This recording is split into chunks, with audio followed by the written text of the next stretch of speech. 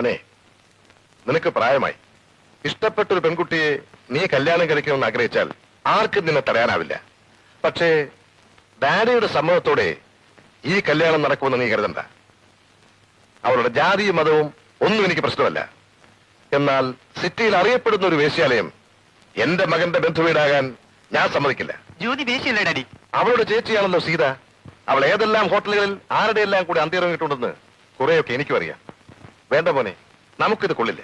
ഞാൻ തീരുമാനിച്ചതാണ്, വാക്ക് കൊടുക്കുകയും ചെയ്തു. ഇനി ആരെതിർത്തിട്ടും കാര്യമില്ല. ജ്യോതി ഞാൻ കല്യാണം കഴിക്കും.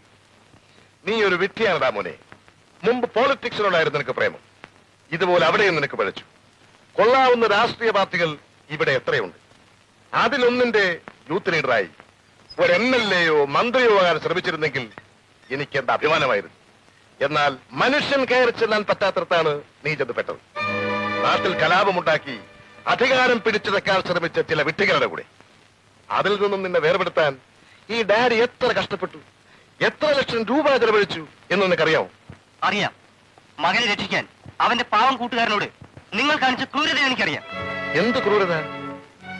എനിക്ക് ഭാര്യയില്ല, മറ്റു ബന്ധുക്കളുമില്ല. ആകപ്പാടെ ഉള്ളത് നീ ഒരു മോനാണ്. നിന്നെ വഴിപഴപ്പിക്കുന്നവരെ എന്ത് കടുങ്കൈ ചെയ്തും ഞാൻ മാറ്റും. ഈ പെണ്ണുമായുള്ളതിന്റെ ബന്ധത്തിലും അത് തന്നെയായിരിക്കും സംഭവിക്കുക. അല്ലാതെ എന്റെ മകനെ എനിക്ക് കൊല്ലാനൊക്കൂ? ഡാഡി, എന്നെ കൊണ്ട് ഇനിയൊരു മഹാപാപം നീ ചെയ്യിക്കരുത്.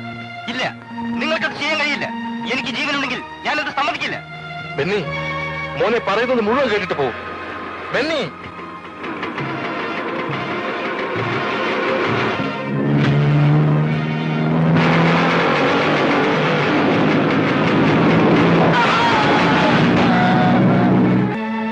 മന്ത്രിയുടെ കാറാ, അവന്റെ ഒടുക്കത്തെ സ്പീഡ്.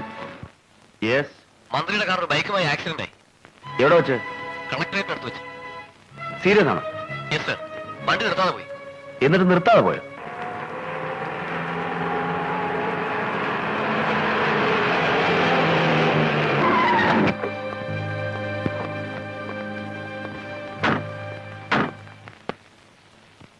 സാർ, വഴിക്ക് വെച്ച് ഈ വണ്ടി ഒരു ബൈക്കുമായിട്ട് ഒരു ആക്സിഡന്റ് ഉണ്ടായി. യെസ്. അടുത്ത പോലീസ് സ്റ്റേഷൻ റിപ്പോർട്ട് ചെയ്തേക്കൂ. ആ പയ്യന്റെ നില കുറച്ച് സീരിയസ് ആണ് സാർ. ചത്തോ? അറിയില്ല. മിസ്റ്റർ, ഒന്ന് ഇറങ്ങണം. എന്തിനാ ഇറങ്ങണം മിസ്റ്റർ, പറയാം. താനാരോ എന്നോട് ഇറങ്ങാനല്ലോ പറഞ്ഞത്.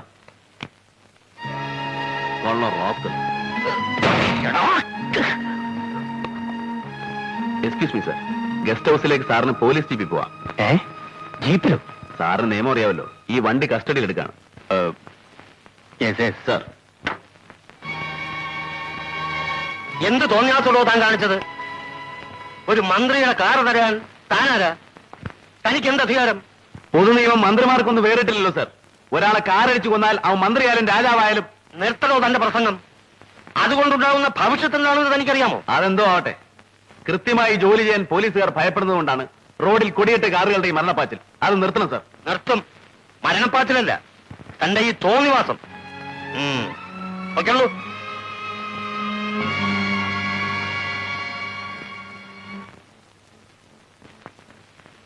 എടീ, നീ എന്തിനിങ്ങോട്ട് വന്നിട്ടേ? വിട്ടിത്തം പറയുന്നു. കുട്ടിപോയി കണ്ടോളൂ. പക്ഷേ ബോധമില്ലാതെ കിടക്കുകയാണ്. വിളിച്ചുപദ്രവിക്കരുത്.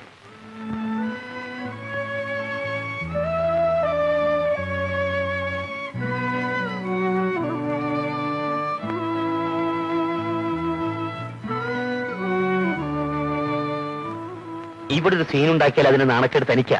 നീ വാ. ആ വക്കീൽ പലതവണ വിളിച്ചു. സത്യരാജിന്റെ കാര്യത്തിൽ എന്തെങ്കിലും ഉടനെ ചെയ്തേ പറ്റൂ. സസ്പെൻഷനോ ഡിസ്മിസിലോ വയ്യാഞ്ഞിട്ടല്ല, ഈ ഇഷ്യൂവിന്റെ പേരിൽ തന്നെ ശിക്ഷിച്ചാൽ അതൊരു കോൺട്രവേഴ്സി ആവും, മന്ത്രിയുടെ പ്രതിച്ഛായ ബാധിക്കും. അതുകൊണ്ട് നാട്ടുകാരെ ഭയന്ന് മന്ത്രി തന്നെ വിളിച്ച് പറഞ്ഞ നടപടിയൊന്നും എടുക്കേണ്ടെന്ന്. ഓ, അങ്ങേരുടെ ഒരു ദയ. പക്ഷേ ട്രാഫിക്കിൽ തുടരാൻ കമ്മീഷണർ സമ്മതിക്കില്ല. നിന്നെ സ്പെഷ്യൽ ബ്രാഞ്ചിലേക്ക് മാറ്റി. എന്നെ അവിടെ തളച്ചിടാനാ? കാണാം.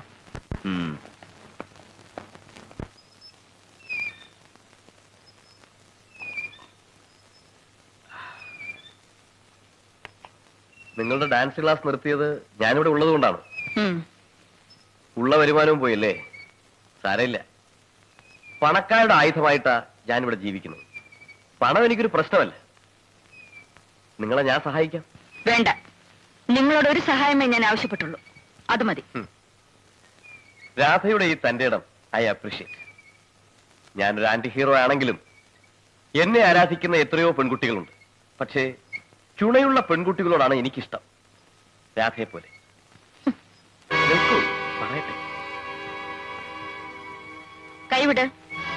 ജയിലിലെ ഇരുമ്പഴി വളയ്ക്കുന്ന ഈ കയ്യിൽ നിന്ന് കുതറി മാറാൻ പറ്റില്ല. എടോ, ഞാനൊന്ന് ഉറക്ക കരഞ്ഞാൽ നീ ആ ഇരുമ്പഴിക്കുള്ളിലാകും. അടുത്ത വീട് പോലീസ് ഓഫീസറുടേതാണെന്ന് ഓർത്തു.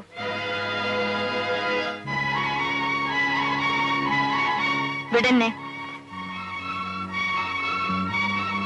തന്റെ എല്ലാ നീതിത്തരങ്ങളും അറിഞ്ഞുകൊണ്ട് എന്തിനാണ് ഇവിടെ താമസിപ്പിച്ചെന്ന് ആവർത്തിച്ച് പറയണ്ടല്ലോ. ആ ലക്ഷ്യം നേടാതെ ഈ ശരീരവും മനസ്സും തൊട്ടശുദ്ധമാക്കാൻ ഒരു പുരുഷനെയും ഞാൻ അനുവദിക്കില്ല. എന്റെ വ്രതമാണത്. മേലിൽ എന്നെ തൊട്ടാൽ തനിക്ക് ഒരു കൊല കൂടി ചെയ്യേണ്ടി വരും. അല്ലെങ്കിൽ എനിക്ക്. സൂക്ഷിച്ചു.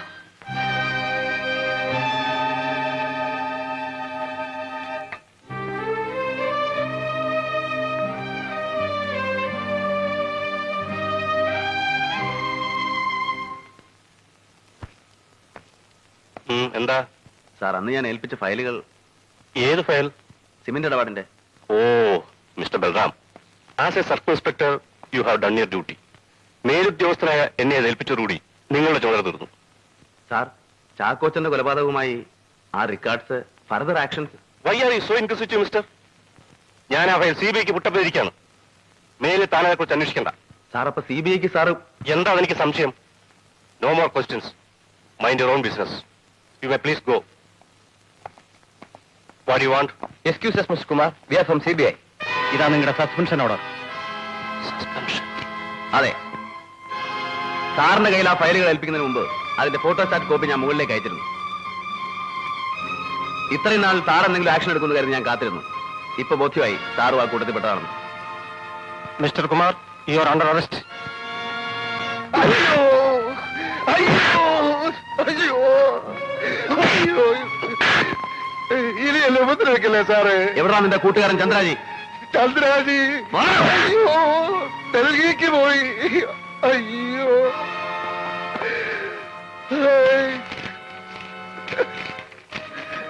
എന്താണ് സാർ? Release Vincent immediately. ജാമ്യത്തിലാണ് സാർ. ചോദിക്കാൻ അധികാരമില്ലല്ലോ, വിടാനല്ലേ ഓർഡർ. Wireless message. അയ്യോ എന്തിനാ നിങ്ങൾ ഇങ്ങോട്ട് വന്നത്? നിന്നെ കാണാനല്ല, ജയ്ഷാമനോടല്ലേ? ഉണ്ടെങ്കിൽ നിങ്ങൾക്ക് അവനെ കാണാനൊക്കില്ല. എന്താ നീ പറഞ്ഞത്? മിസ്റ്റർ, ഇടിയെന്നൊന്നും വിളിച്ചേക്കരുത്. I have had enough. നിങ്ങളുടെ ആട്ടും തുപ്പും കുറെ സഹിച്ചില്ലേ? ഇനി അതിന് എന്നെ കിട്ടില്ല. വരാം. നിന്റെ ഈ വിസ്താരമൊന്നും എനിക്ക് കേൾക്കണ്ട. ജയ്ഷാമനോടെ എനിക്ക് എന്റെ മോനെ കാണണം. നിങ്ങളുടെ മകനോ?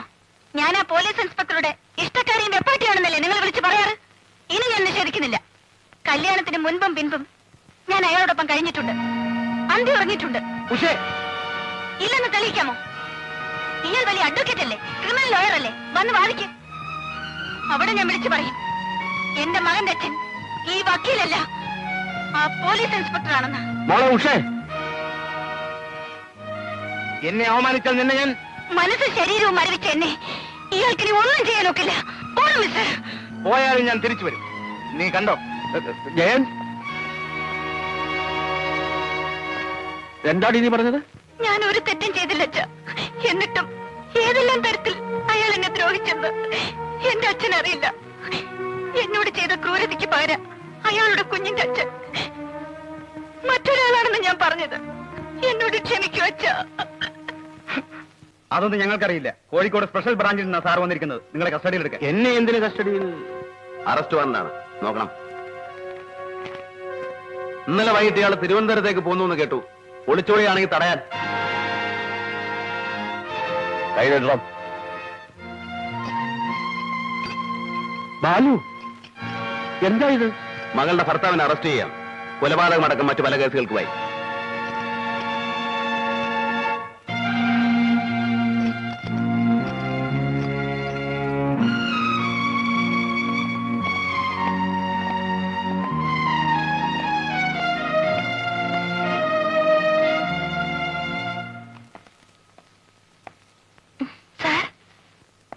ഞാനിന്ന് കാലത്താ തിരുവനന്തപുരത്ത് നിന്ന് എത്തിയത്. ഇവിടേക്ക് വിളിച്ചപ്പോ നീ ഏതോ ഡോക്ടറെ കാണാൻ പോയിരിക്കാന്ന് എന്റെ അനിയത്തി പറഞ്ഞു. നിനക്ക് എന്താ അസുഖം? ഓ, സാധാരണ സ്ത്രീകൾക്കുണ്ടാകുന്ന അസുഖം. എന്റെ കാര്യത്തിൽ ഒരു വ്യത്യാസം. എനിക്ക് ആ രോഗം വരാൻ വിവാഹം കഴിക്കേണ്ടി വന്നില്ല. അപ്പൊ നീ പ്രഗ്നന്റ് ആണോ? അബോർഷന് വേണ്ടിയാണോ ഡോക്ടറെ കാണാൻ പോയത്? അല്ല. പിന്നെ ശുശ്രൂഷയ്ക്കോ? ആരാണ് ഇതിന്റെ തന്ത? ആർക്കു വേണമെങ്കിലും ആവാം. സാറിന്റെ പേര് പറയട്ടെ? പേടിക്കണ്ട, എന്റെ കുഞ്ഞിനതിന്റെ അമ്മ മതി സാർ. എത്ര കഷ്ടപ്പെട്ടാലും ഞാനതിനെ വളർത്തും. ഈ പാവം പെണ്ണിന്റെ മോഹാണിതെന്ന് വെച്ചോളൂ. നാട്ടുകാർക്കാണ് കഷ്ടപ്പാട്. തന്തയില്ലാതെ ജനിക്കുന്ന ഈ വക ജന്തുക്കളെല്ലാം ക്രിമിനൽസ് ആയിട്ടാ വളരുക. സാർ അരുത്, എന്നെ അധിക്ഷേപിച്ചോളൂ, ശിക്ഷിച്ചോളൂ. ഞാൻ സഹിക്കും. ഈ പറയുന്നത് ഞാൻ സഹിക്കില്ല. കണ്ടവന്റെ ഗർഭം താങ്ങി നടക്കുന്ന നിന്നെ എനിക്കും വയ്യടി സഹിക്കാൻ.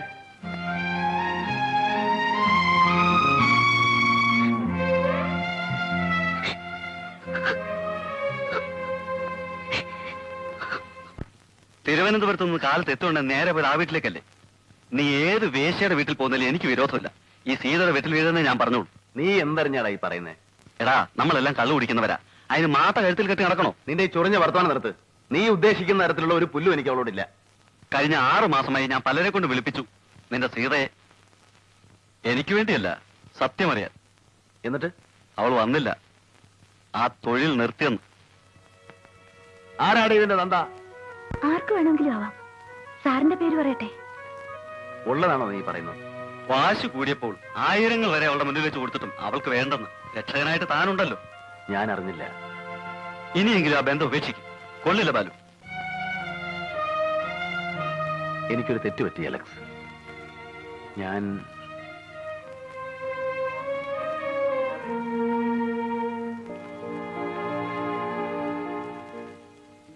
എന്താ ഇത്? മുമ്പ് നീ ആവശ്യപ്പെട്ടതാണ് സാരി.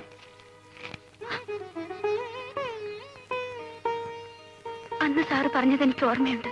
ഇത് പുടവയല്ലേ? എനിക്കിത് വാങ്ങിക്കാൻ അർഹതയില്ലല്ലോ സാർ. സീതയ്ക്ക് ഇഷ്ടമാണെങ്കിൽ എനിക്ക് ആരോടും അന്വേഷിക്കാനൊന്നുമില്ല. നിന്നെ ഞാൻ കല്യാണം കഴിക്കും, ഇന്ന് തന്നെ. അരുത് സാർ, ഞാൻ പഠിച്ചവളാണ്. സാറിന് എന്നെ കൊണ്ട് ദുഷ്പേരുണ്ടാവരുത്. വേണ്ട സാർ. സീതേ, സാർ എപ്പോ വിളിച്ചാലും ഞാൻ വരും. ഏത് നേരത്തായാലും എവിടേക്കായാലും. അതിനൊരു ഭാര്യയുടെ പദവി എനിക്ക് വേണ്ട സാർ. സീതയ്ക്ക് ഒരു ഭർത്താവിന്റെ ആവശ്യമില്ലായിരിക്കാം. നിന്റെ കുഞ്ഞിനൊരു അച്ഛന് വേണ്ടേ? അത് ഞാനല്ലെന്ന് നിനക്ക് പറയാമോ? പറയൂ. ആ കുട്ടിയുടെ അച്ഛൻ ഞാനല്ലേ? സാർ, ഇത് വാങ്ങിക്കും.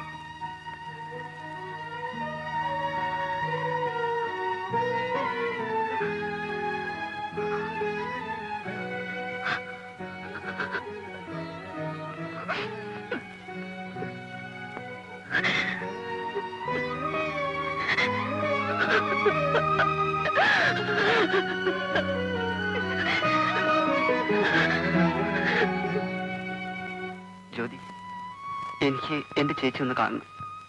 ബെന്നിക്ക് ഏതാ ചേച്ചി? ഉണ്ണികൃഷ്ണന്റെ ചേച്ചി, എന്റെ രാധ ചേച്ചി.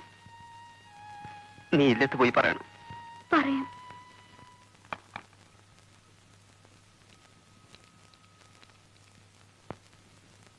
ഹലോ. ആ, നിങ്ങൾ എവിടെയായിരുന്നു? ഒരു കേസിൽ പെട്ടുപോയി. ഞാൻ ജാമ്യത്തിൽ ഇറങ്ങിയതാണ്. പ്ലാനിലൊന്നും മാറ്റമില്ല. കൃത്യം 4 മണിക്ക് ആംബുലൻസ് മാൻ അവിടെ എത്തും. ഉണ്ടെന്നേ, സത്യരായന്റെ പാസ്പോർട്ടും ടിക്കറ്റും എല്ലാം എന്റെ കയ്യിലുണ്ട്. എനിക്കത് കാണണം, അല്ലാതെ ഞാൻ വിശ്വസിക്കില്ല. നിങ്ങൾ ഇങ്ങോട്ട് വരൂ. അത് സംശയത്തിനിടയാക്കും. നിങ്ങൾ രാധ എങ്ങോട്ട് അയക്കും? ഞാൻ കൊടുത്തുവിടാം. അതെ, പെട്ടെന്ന് അയക്കണം. ശരി.